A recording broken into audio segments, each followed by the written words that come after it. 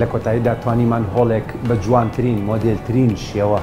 نوێژەم بکەینەوە بۆ ئەوەی زیاتر لە 120 مناڵی ئەم شارە سلێمانی هەم نوێنەرایەتی هەڵبژاردەی عێراقکەن هەم بمنە کادری ناوازەی کۆمەڵگاکە لە داهاتوودا ئەبنە پیرۆزترین و جوانترین کارکتەری ئەم شارە. سوپاس بۆ بەڕێز کاگیوە، سوپاس بۆ هەموو ستافە جوانەکەی کاوکاریان کردین بۆ پۆلیتانکردنی ئەم هۆڵە کە جوانترین خێزانەکانی ئەم شارەتەیە کۆبنەوە هەم ممارەسەی ژیانی خۆیانەکەن هەم ئەتوان لەگەڵ مناڵەکانیان گەشە بکەن بۆ ئەوەی داهاتوێژی گەشت بۆ وڵاتەکەمان بەدیبێن.